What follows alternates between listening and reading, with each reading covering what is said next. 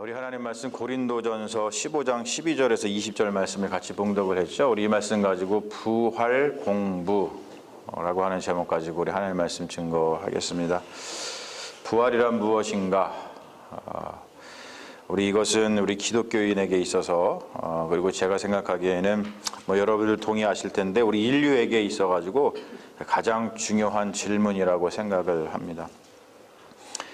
우리가 읽은 고린도전서 15장 다 읽지는 않고 중간에 좀 떼서 읽었습니다만 기독교의 부활을 이해하는 데 있어서 가장 중요한 본문 중 이제 하나죠. 이것은 이제 사도 바울이 쓴 서신서라고 그러는데 이 서신서 말고 복음서, 우리 마태, 마가, 누가, 요한 이 복음서를 보면은 그냥 복음서는 일어난 일을 그냥 서술하는 방식으로다가 보여줄 뿐이지 무슨 설명을 하지 않습니다. 그러다 보니까 예수님이 부활하신 그런 이야기도 복음서에 이제 담겨 있죠. 그런데 그냥 부활에 대해서 이렇게 서술하는 방식으로 우리에게 그냥 보여줄 뿐이지 부활이 무엇인지에 대한 설명이라든지 신학적인 사색이라든지 그런 것을 하지 않습니다. 부활에 대한 신학적인 사색은 사도 바울을 통해서 일어나게 되는데, 자, 부활 사건이 발생을 했어요. 발생한 다음에 사람들이 예수의 부활에 대해서, 예수가 다시 살아나셨다라고 하는 그것에 대해서 그것이 무엇인지를 파악하려고 노력을 했다는 뜻입니다. 역사라고 하는 것, 그리고 우리가 신학이라고 하는 것, 그리고 우리가 지금 신앙생활을 하고 있지 않습니까? 이 신앙이라고 하는 것은 어떠한 발생한 일이 있는데 그것에 대한 서술이자 그것에 대한 사색이라고 하는 것이죠. 여러분, 이러한 사색의 능력은 인간의 굉장한 고유한 그런 능력입니다. 제가 아프리카 초원의 동물들을 이렇게 보는 걸 되게 좋아해요. 그래서 유튜브에 보면은 이제 사자가 막 기린 막 잡아먹고 사슴 잡아먹고 막 그런 거 있잖아요. 그런 거 제가 이제 자주 보거든요. 그런데 그걸 가만히 보면은 그 동물들은 어떤 발생한 일에 대해서 서술을 하거나 사색을 하지 않습니다. 그러니까 물론 여러분 동물들에게도 이제 본능이라는 게 있어가지고 어떠한 일이 발생을 하면은 거기에 대해서 반응을 하고 막 고통스러워하죠. 막 사자한테 기린이 물리면 막 고통스러워합니다. 사슴도 그렇고. 여러분들 사자한테 안 물려보셨죠? 얼마나 고통스럽겠어요. 그런데 그들의 고통은 그냥 본능적인 고통이죠.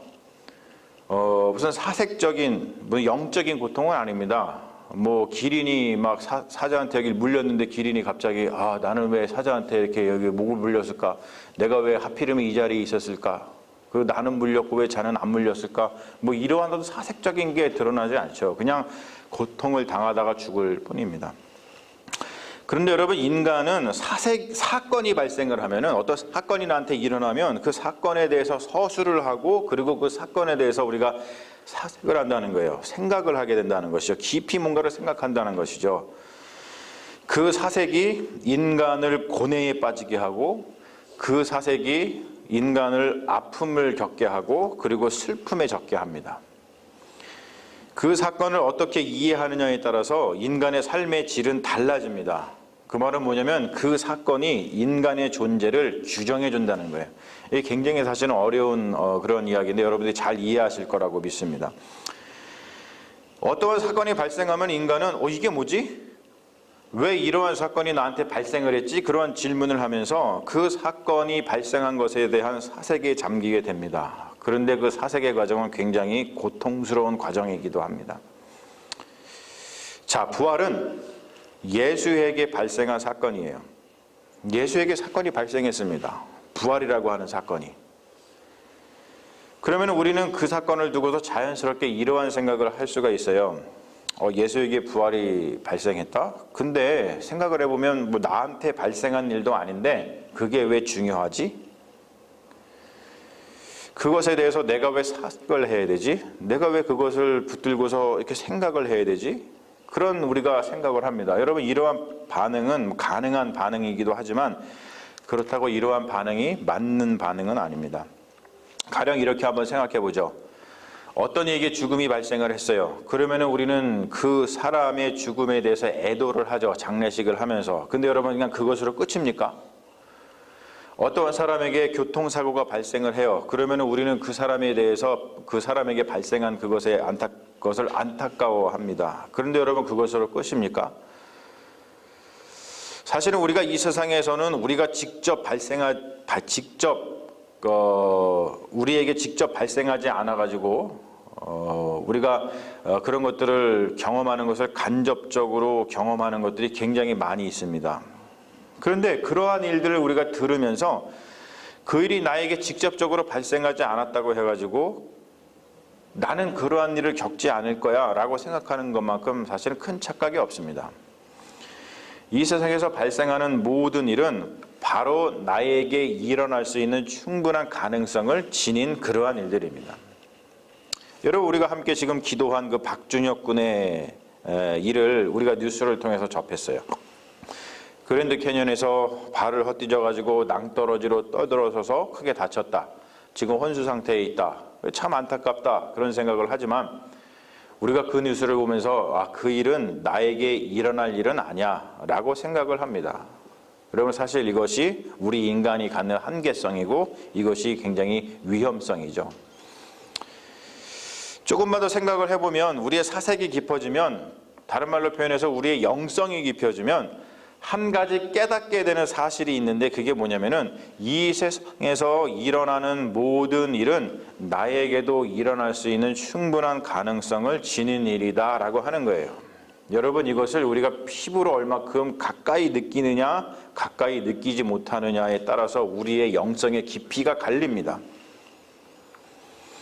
그렇기 때문에 여러분, 이 세상에서 일어나는 일은 다 남의 일이 아니고 다 나한테도 일어날 수 있는 일이기 때문에 누구의 일이에요? 내 일인 거예요, 내일. 그래서 우리가 어떠한 일들, 안타까운 일들, 고통스러운 일들, 그런 일들을 보면은 나 몰라라 하는 것이 아니라 같이 애통해 해야 하는 것이죠. 하지만 사람은 참 가벼운 존재 같아요. 그렇게 수많은 사람들, 아니 이 땅에 살았던 과거의 모든 사람이 죽었음에도 불구하고 죽음의 현실을 나의 현실로 받아들이지 않습니다. 지금 내 눈앞에서 죽음이 발생하고 있는데도 불구하고 나는 그 죽음과 상관이 없는 존재인 것처럼 살아간다는 거예요. 여러분, 이것이 얼마나 가벼운 인간의 실존입니까? 성경의 증언, 우리 기독교의 증언은 매우 생소한 현실, 하지만 충분한 가능성을 가진 그 현실을 우리에게 전해주고 있는데, 그게 뭐냐면 부활이라고 하는 거예요. 인류가 이 땅에 존재한 이래로 부활을 경험한 사람은 오직 한 사람밖에 없습니다. 그게 누구죠? 예수님이에요. 예수라고 하는 한 인간이 있었는데 오직 그 한 사람만 부활을 경험했어요. 마치 그는 세상에 존재하는 어떠한 병 중에서 아주 유일하게 경험한 그런 희귀병 환자와도 같습니다. 그래서 그것을 경험하지 못한 자들은, 이 세상의 모든 이들은 그것이 무엇인지 잘 몰라요. 부활은 예수님에게만 일어났기 때문에 그 나머지 우리 모든 사람들은 부활이 뭔지에 대해서 우리는 잘 모릅니다. 부활을 경험한 사람은 예수님밖에 없기 때문이죠. 그리고 부활을 경험한 그 예수 그리스도를 경험한 사람들, 그걸 제자들이라 그러잖아요. 그 제자들, 오늘 우리가 읽지 않았지만 고린도전서 15장에 보면은 사도 바울이 이런 얘기를 합니다. 그 제자들이 누구냐면은 게바, 12제자, 500여 형제, 예수님의 형제 야고보, 모든 사도, 만삭되지 못하여 난 자 같은 바울. 예수의 부활을 경험한 사람이 이 사람들 외에는 없어요. 예수님이 부활해가지고 뭐 본인을 핍박을 했던 뭐 본디오 빌라도에게 나타나신 것도 아니고 뭐 대제사장에게 가서 또 보인 것도 아니고 그냥 그 제자들에게만 보이고 말았습니다. 예수의 부활을 증언하는 자들은 부활을 직접 경험한 자들이 아닙니다.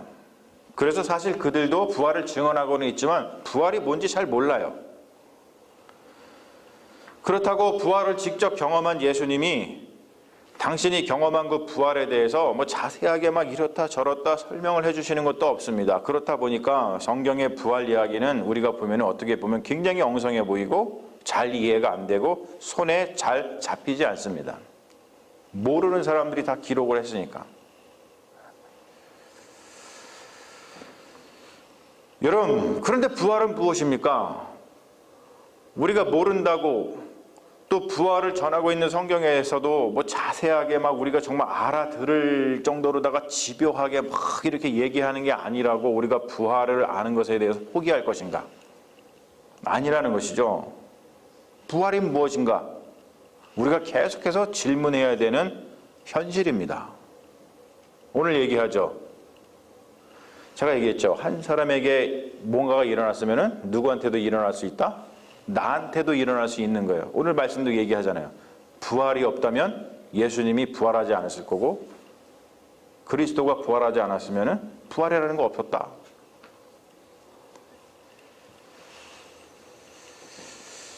부활이란 무엇인가? 이것은 부활한 자를 경험한, 즉 사도들과 예수의 제자들이 열심을 다해서 이해하려고 노력한 경험이고 현실입니다.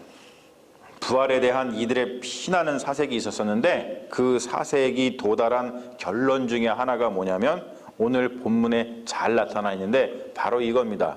여러분 이것을 놓치면 안 돼요. 하나 넘겨봐 주세요, 집사님.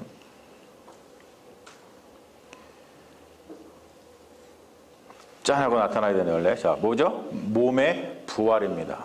저걸 갖다가 네크로스, 그리고 영어로는 corpse라고 얘기를 해요. 몸의 부활. 여러분, 굉장히 중요한 얘기입니다. 부활에 대해서 오늘은 요 한 가지만 이야기를 할 거예요. 다 이야기할 수가 없어요. 여러분, 몸의 부활, 이것이 그 당시에 얼마나 획기적인 주장이었는지 지금도 마찬가지죠, 사실은. 그 당시 보통 사람들이 가지고 있었던 생각은 뭐냐면 몸의 부활이 아니라 뭐의 부활이었어요? 영혼의 부활이었습니다. 영혼의 부활. 특별히 플라톤 철학의 영향을 깊게 받았던 그 헬라 문화에 몸담고 있었던 사람들은 몸의 부활에 대해서 전혀 생각을 하지 않았습니다. 그러한 현실이 성경에도 등장하죠. 예수님과 계속 대립을 했던 바리새인, 바리새파하고 또 한 가지 파가 있었죠. 사두개파라고 있었어요. 그 사두개파는 부활을 믿지 않는 사람들이었습니다. 유대인들이었는데도 불구하고. 영혼의 부활을 믿는 사람, 즉 몸의 부활을 믿지 않는 사람, 영혼의 부활을 믿는 사람들에게 죽음이라고 하는 것은 굉장히 좋은 것이었어요. 왜냐하면 이들이 뭐라고 생각했냐면 죽음을 통해서 이 영혼이라고 하는 것이 감옥과도 같은 이 몸에서 죽음을 통해서 벗어난다고 생각을 했습니다. 그래서 그 당시 사람들은 죽음에 대해서, 자살에 대해서 아무렇지도 않게 생각을 했어요. 왜냐? 내가 죽으면 내 영혼이 이 감옥과 같은 여기서 벗어나기 때문에 그래요. 그러니까 그 당시 사람들은 사람을 죽이고 뭐 자살하고 죽고 그래도 그거를 너무나 하찮게 생각하고 아무도 신경을 쓰지 않았습니다. 누군가가 만약에 누구를 죽였어요. 그러면 그 사람이 뭐라 그럴까요? 야, 내가 너 자유케 해준 거야. 이럴 정도로다가 죽음에 대해서 심각하게 생각하지 않았습니다. 여러분, 사실 이러한 생각은 현대까지도 기독교 신앙에, 그리고 우리 일반 사람들에게도 큰 위협이 되고 있습니다. 몸의 부활만 생각하는 사람들, 성경이 전하고 있는 이 영혼의 부활만 생각하는 사람들, 성경이 전하고 있는 몸의 부활이 무엇인지를 사색하지 않는 그런 사람들에게는 몸은 타락한 것이어서 그냥 벗어나야 할 것으로다가 취급당하고, 그리고 영혼이 구원을 받으면, 영혼만 구원받으면 된다는 생각을 하고 있는데, 여러분, 이것은 대표적인 기독교의 이단입니다. 이것을 뭐라 그러냐면 이원론이라 그래요. 여러분, 기독교는요, 물질적인 것을 반대하고 영적인 것만 참되다고 생각하는 이원론적 세계관에 정면으로 도전한 사상입니다. 그것이 바로 몸의 부활 사상입니다. 몸을 부정하는 이원론적인 그 이단 사상이 기독교에 얼마나 깊숙이 들어와 있는지, 부활을 고백하는 신앙인들도 아무렇지도 않게 이 세상을 부정하는 그런 일들을 아주 손쉽게 합니다. 이 세상을 그냥 부정해버려요. 그러면서 대표적으로 이러한 찬양을 막 은혜롭게 부르죠. 어떤 찬양이냐면, 죄 많은 이 세상은 내 집안이네, 내 모든 보화는 저 하늘에 있네, 저 천국 문을 열고 나를 부르네. 나는 이 세상에 정들 수 없도다. 여러분, 물론 이 찬양을 부르면요 굉장히 은혜스러운 찬양 같지만 여러분, 실은 이 찬양이 굉장히 위험한 찬양이기도 합니다. 왜 그러죠? 여기에서는 지금 몸을 부정하고 있고 그리고 이 세상을 부정하고 있기 때문에 그렇습니다. 몸을 부정하고 이 세상을 부정하는 생각을 지닌 자들은 몸을 하찮게 여깁니다. 그리고 이 세상을 굉장히 냉소적으로 바라봅니다. 그래서 이 세상에서의 생명을 우습게 여겨요. 기독교 역사에서 실제로 이러한 일들이 심심치 않게 벌어졌죠. 몸, 육신의 일, 몸은 아무것도 아니라는 생각을 가진 사람들, 몸은 타락했어. 몸은 아무것도 아니야. 그러한 이원론에 갇혀 있었던 사람들은 뭘 불러오냐면 부도덕을 불러옵니다. 여러분, 이게 요한계시록에서 그렇게 주님께서 질타하는 니골라당의 행위입니다. 이들은 어떻게 생각하냐면 몸은 어차피 썩어 없어질 것이고 타락한 것이고 벗어 던져야 할 것이기 때문에 아무렇지도 않게 그냥 아무렇게나 사용해도 된다고 생각을 합니다. 이걸 갖다가 도덕 무용론 또는 율법 무용론이라고 이야기를 합니다. 이게 니골라당의 생각이에요. 또 이와 더불어서 이러한 생각에 젖어 있는 자들은 현실에서 일어나고 있는 불의한 일들에 대해서 눈을 감아버립니다. 왜 그럴까요? 이 세상에서 일어나는 그 불의한 일들은 어차피 죄악된 세상에서 발생하는 당연한 결과일 뿐이지 이것을 막 개선하거나 또는 거기에 막 저항해가지고 그것을 새롭게 해야 된다는 그런 생각을 하지 않기 때문에 그래요. 그들은 어떻게 하면 돼요? 그냥 이 죄악된 세상을 그냥 떠나서 저 천국 가버리면 된다고 생각을 합니다. 사랑하는 여러분, 기독교는 영혼의 부활을 말하는 종교가 아니라 몸의 부활을 말하는 종교입니다. 할렐루야. 여러분, 이거를 반드시 부활 공부를 통해서 여러분들이 아셔야 돼요. 물론 몸의 부활에는 영혼이 포함되죠. 그 말은 뭐냐면 전인적인 부활을 이야기한다는 거예요. 몸의 부활을 말하기 때문에 기독교는 역설적으로 몸의 중요성을 깨닫고 그리고 이 세상의 불의를 가만히 놓아두지 않습니다. 우리의 몸 그리고 이 세상은 파괴되어 없어져야 할 것이 아니라 우리의 생명이 놓여있는, 우리의 생명을 담고 있는 엄마의 자궁과도 같은 곳이기 때문에 그렇습니다. 여러분 한번 생각해 보세요. 제가 질문을 던질게요. 여러분들은 어떻게 생각하시는지 오늘 말씀을 통해서 다시 한번 생각해 보십시오. 우리의 생명은 어디에 있습니까? 여러분, 우리의 생명은 어디에 있어요? 우리의 생명은 그렇습니다. 몸에 있습니다. 몸.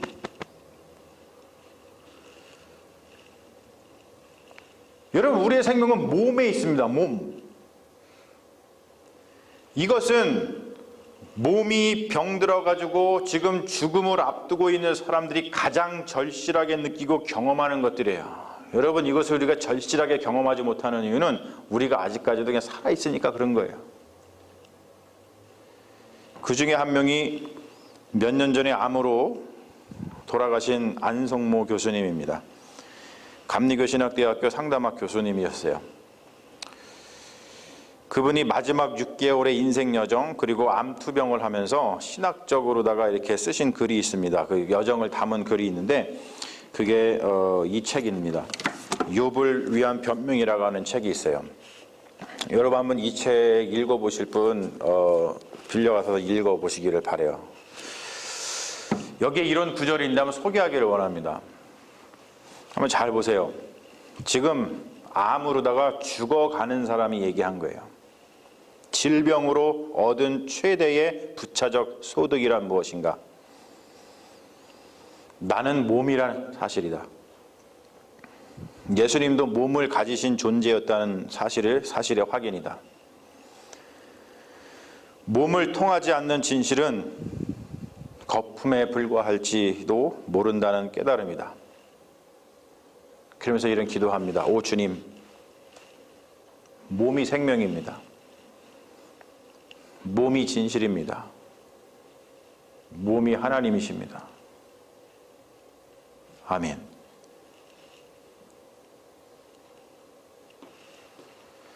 여러분, 몸은 벗어나야 할 장막, 썩어 없어질 것, 타락한 것이 아니라 몸은 생명 자체입니다.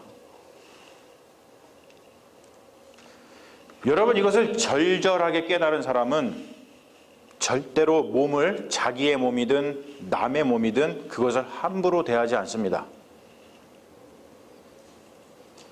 이것을 절절히 깨달은 사람은 몸을 가진 인격을 절대로 함부로 대하지 않습니다. 그 몸이 우리가 통상적으로 생각하는 정상, 여러분 우리가 사실은 뭐 정상, 비정상, 장애, 비장애 이런 것을 사람들이 막 나눕니다만 그것만큼 불이한 정의도 없어요. 하지만 여러분, 우리가 통상적으로 정상이라고 생각해서 벗어난 것이라 할지라도 여러분, 그 몸은 생명 그 자체이고 경외스러운 것이고, 지금 안성모 교수가 하고 있는 그 말을 빌려서 이야기하자면 그 몸 자체가 하나님인 거예요. 왜냐하면 생명이 곧 하나님이기 때문에 그렇습니다. 그 몸 안에 생명이 있기 때문에 그렇습니다. 그래서 사랑하는 여러분, 몸이 생명이라는 것을 깨달은 사람은 몸 바깥에 있는 것들에 마음을 두지 않습니다. 몸이 생명이라는 걸 깨달은 사람은 몸 바깥에 있는 것에 마음을 두지 않아요. 왜 그런지 아세요? 우리의 생명이 몸 바깥의 다른 것에 깃들지 않기 때문에 그렇습니다. 그런다면 우리의 인생을 생각해 보세요. 우리는 얼마나 몸 바깥에 있는 것에 마음을 두고 살아갑니까? 마치 그 몸 바깥에 있는 그것을 소유하지 않으면 우리에게 생명이 없는 양, 우리가 얼마나 그것을 붙들고 살아갑니까? 하지만 사랑하는 여러분, 몸이 생명이라는 것을 깨달은 사람은 몸 바깥에 있는 것에 마음을 두지 않습니다. 자기의 몸을 돌아봅니다. 자기의 내면을 돌아보게 되어 있어요.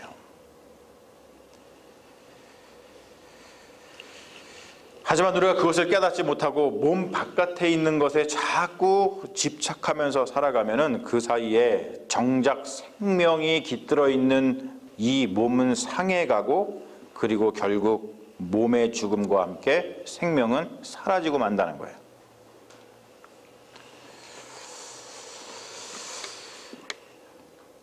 굉장히 여러분 이게 좀 무거운 그 표정으로다가 보고 계신데,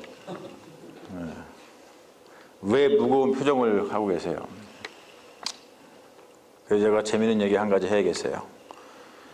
저기 캘리포니아 저쪽 밑에 가면 말리부라고 해서 말리부, 부자들만 가서 사는데 한국 사람이 돈을 엄청 벌었어요. 그래가지고 말리부에 큰 저택을 샀어요. 그러면 그 저택 산 걸 누가 누려야 돼요? 주인이 누려야 되잖아요. 근데 그렇지 못하고 누가 누리고 있어요? 그 집의 가정부하고 그 집의 개. 왜?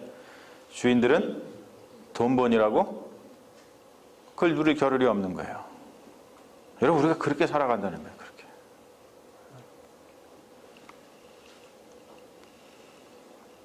부활이라고 하는 것은 사랑하는 여러분, 우리가 현실에서 경험하는 세상과는 완전히 다른 차원의 세계입니다. 그거를 하나님의 생명의 깊이라고 이야기하는데, 그것을 말하기 때문에 깊은 공부가 필요합니다.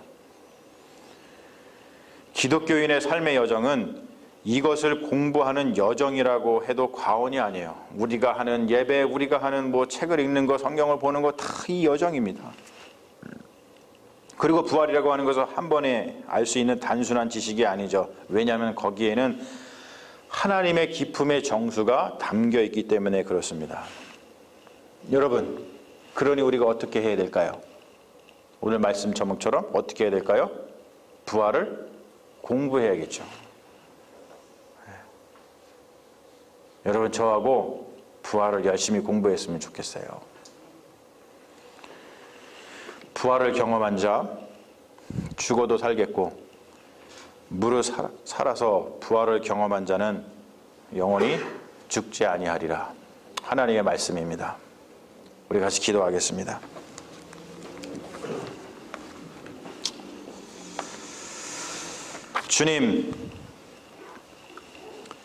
주님은 아들 예수 그리스도를 죽은 자 가운데서 다시 일으키심을 통하여 우리에게 부활을 가르쳐 주셨습니다. 부활은 이 세상에서 발생한 일 중 가장 신비로운 일이고 가장 은혜로운 일입니다. 그런데 우리는 부활에 대하여 잘 모릅니다. 공부하려 들지 않고 그 신비를 이해하려 들지 않고 그 은혜를 우리 삶 가운데 받아들여 하지 않습니다. 이러한 삶의 자세 자체가 부활에 대한 우리의 무지를 보여줍니다. 주님, 말로만 부활을 외칠 것이 아니라 부활을 열심히 공부하게 하시고 부활의 현실을 우리의 일상 속으로 받아들여 주님이 우리에게 베푸시는 그 풍성한 생명을 바로 지금 여기에서 누리게 하옵소서. 예수님의 이름으로 기도합니다. 아멘. 할렐루야. 믿습니다.